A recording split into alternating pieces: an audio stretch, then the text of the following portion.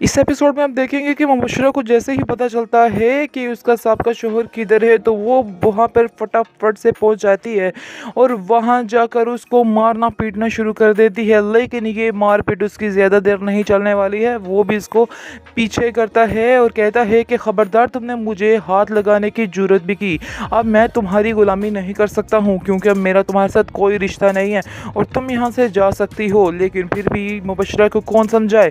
वो इसके गिरेबान को पकड़ के अच्छी तरह से उसको झंझोल देती है और उसको कहती है कि बताओ तुमने ऐसा क्यों किया, तुम्हारी हिम्मत कैसे हुई कि तुम मुझे डिवोर्स दे दो। आगे से वो कहता है कि तुम्हारी हिम्मत नहीं, मेरी हिम्मत नहीं, बल्कि मेरी हिम्मत हो चुकी है, तो इसलिए अब तुम जा सकती हो। मैंने तुमसे जान छुड़ानी थी, तुमसे जान छुड़ा ली है।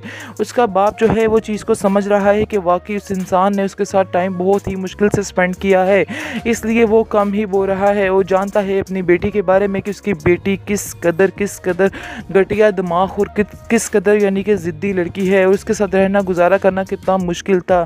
इसलिए आप देखेंगे कि वो अपनी बेटी को पकड़ा है और कहता है कि तुम इधर हो जाओ और चलो मेरे साथ, और इधर इन लोगों के दरमियान रहने का कोई फ़ायदा नहीं है। लेकिन जैसे ही उसको अच्छे तरीके से झंझोड़ रही होती है और ऊपर से आ जाती है उसकी दूसरी बीवी, जिसको देख के शॉक्ड हो जाती है मुबशरा कि आखिर ये कहाँ पे क्या कर रही है, और गुस्से से कहती है कि तुम यहाँ पर क्या कर रही हो और कौन होती हो, क्यों इधर आई हो। जिस पर आप देखेंगे कि वो कहता है कि वो मेरी बीवी है और ख़बरदार तुमने उसके बारे में कोई ऐसी वैसी बात की। वहाँ पर आकर उसकी अकड़ देखिएगा कि मिट्टी में मिल जाती है, क्योंकि जैसे ही उसको पता चलता है कि वो समझती थी कि जो वो करेगी वो ही होगा और इसके अलावा कुछ भी नहीं हो सकता है।